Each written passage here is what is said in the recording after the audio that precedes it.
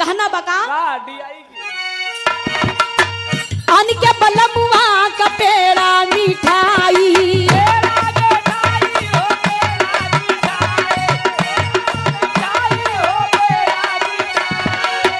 अन के बलमुआ का पेड़ा मिठाई अपने बालम का भी गोई दी बजा रहा का जाने दे शहर वाली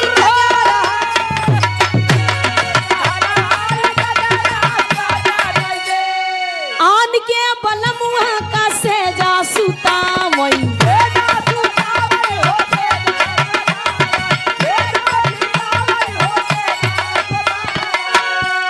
पुरनिया कहे न अपन लड़कियां दूसरे के मेहरारू बा बड़ी निक लागत जोन पुरनिया कहे हैं पुराने जमाना में वो आज सत्य होत बा बा कहे दूसरे के मेहरारू नीक लागत थी बा अपन लड़का कितना माटी कीचम खेले रहे बा ओका झाड़ पहुंच के हमार भैया है बा हमार सुग्गा है बा हमार पुलुलुआ ई पुलुलुआ का भैया बा ई राहुल वाली बोला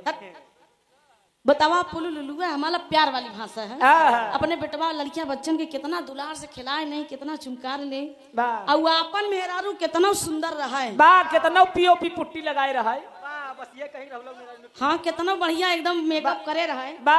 बतावा देख के कभू संतुष्ट नहीं भी बा कभू नहीं जुड़ानी बा अजय कुमार पूर्व प्रधान दशहर के पावन सरजिमी से बा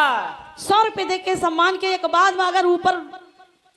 भगवान है तो नीचे प्रधान है बा बीच वाले सब झंडू वो का है भैया बा